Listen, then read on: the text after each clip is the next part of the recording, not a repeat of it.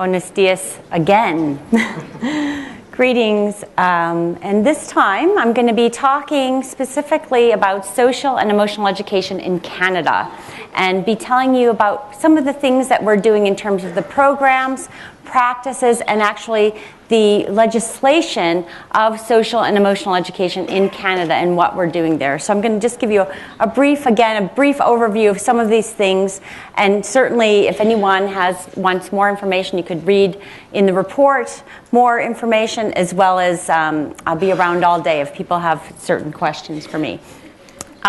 So some of the things I'm going to be talking about from a Canadian context are giving you a sense of the Canadian context, of the legislation, of the different programs and practices that are happening in Canada. Again, just an overview, and then I'm going to be giving you some conclusions. And I had to start with a picture of Canada. That's the, how many of you have been to Canada? Oh yeah, see there's some, to Banff. Okay, this is Banff here, and I had to throw in here a slide. That's my husband and my two sons, Griffin and Gray. They'll probably be really mad at me for showing this, but anyway, I wanted to just give you a flavor of the Canadian context. So, what is happening in Canada? Well, we know that there's increasing problems in Canada with the number of children who have problems. Bullying and victimization is growing and expanding beyond our expectation. We know from research that about 10% of children, elementary school children, report being bullied on a weekly or daily basis. 1 in 10 children, and another 22% of children report being bullied on a monthly basis. And the bullying doesn't take just the case of physical aggression. What we know now that children bully both socially, you know, the relational aggression where they say you can't come to my party, or they write notes, and also cyberbullying is on the increase. How many children create Facebook pages? Are kids here on Facebook? Is that something that happens here? Yeah, so that is something that we're finding more and more. And as we know, it's also the behavioral problems. We know that in some research in Canada that about 7 to 10% of high school students report thinking about suicide, thinking about how to commit suicide within the past year. So that's also on the increase, as well as mental health problems, as I've mentioned before, and as Christopher just mentioned as well. So what are some things that we can do? What is happening across the provinces in Canada?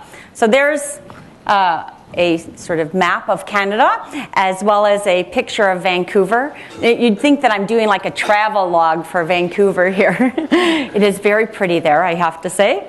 Lots of mountains. What's happened in Canada, in 2001, the BC government, the Ministry of Education, identified the promotion of social responsibility as important as the other standards. So we now say reading, writing, numeracy, and social responsibility are the 4 standards of education in British Columbia.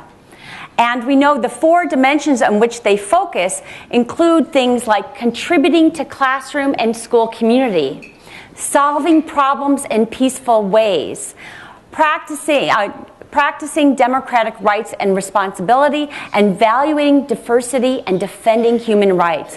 And those 4 dimensions are across all of the grade levels, and there's standards for each level of what children need to do. And what has been so important about having that legislation, it means that we can really, as part of education, implement social and emotional education as part of everyday school curriculum.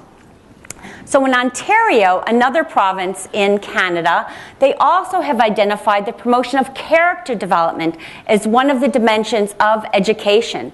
And what this means is that they're now doing programs throughout Ontario to help promote this character education. They have found their focus is really about creating a caring and safe participatory classroom environment, and really focusing on fostering positive teacher-student relationships, which is based on the research.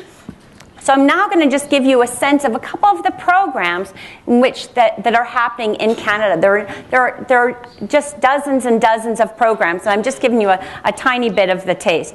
One of these programs is called Focus on Bullying, and it's a program that helps children learn about bullying, both from the idea of why do children bully, to what does it feel like to be a victim. But it doesn't deal just with the bullies and victims. What they find is it's so important to deal with bystanders.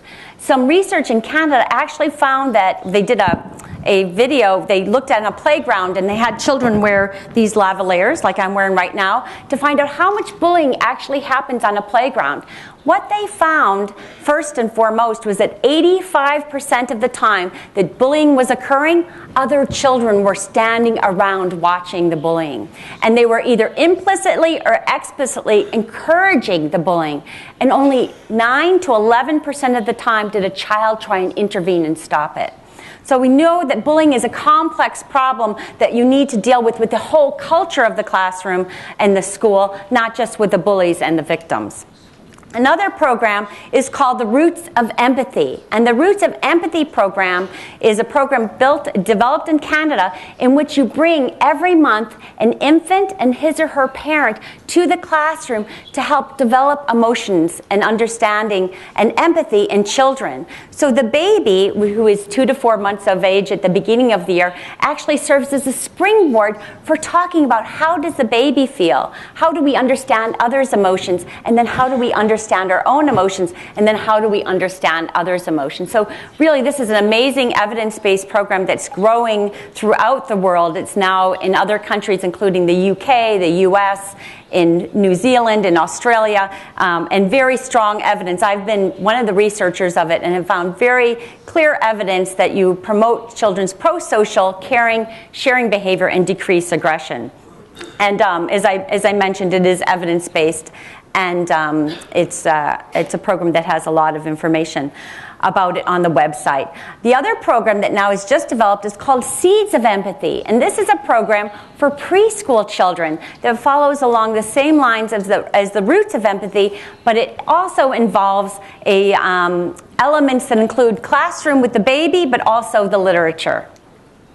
Another program, it actually feeds perfectly into the discussions this morning, is called Mind Up. Again, another social emotional learning program that from the very beginning children learn about their brains. The children, every lesson, they build on understanding how their brain works and then understanding their emotions. And I will have to say it's published on Scholastic Books and it's going to be available in Spanish very shortly. Another program is called Friends for Life, and again is a program identified by UNESCO as one of the evidence-based programs in reducing children's anxiety and stress. Again, another very important program where children learn about their emotions, they learn about positive emotions, they learn about green thoughts and red thoughts and what are ways in which they can really control their mind, that they can actually change their mind and how their emotions influence their behaviors.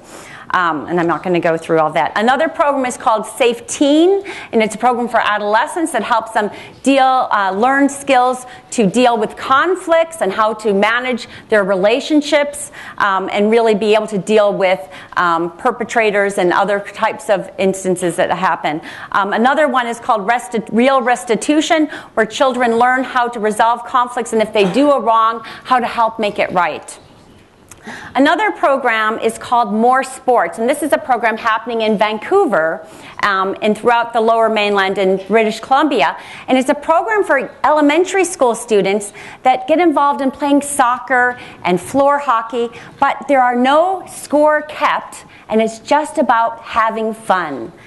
Now, and it's just not skill-based, it's about getting together, but you know who the coaches are? They actually train high school students in a program called YELL, Youth Engage Leadership Learn, where the high school students go in and are the coaches for these children in the elementary school. And the thing that's so great is it's free to all. It's during the after-school hours. And that gives you a bit more information about more sports and Yale. Now, one of the things I wanted to tell you about the research there's a number of research studies that actually find that there's 3 essential ingredients that you need to know about to help promote social and emotional learning. And it comes from a theorist called D.C. and Ryan, who talk about we all have 3 basic human needs: to have a sense of autonomy or choice, to have decisions, to be able to say what we think and feel like we have influence, a sense of belonging to one another and feeling a sense of caring and connection to each other, and then a sense of competence or self-efficacy, a belief in who we are. And we describe it in a lot of the programs that we do as the new ABCs, trying to think about when you're doing a class, are you giving children a voice? Are you helping them feel connected to each other and yourself as a teacher? And are you helping build their competence? And I want to end there and see if, and I'll take questions later. Thank you very much.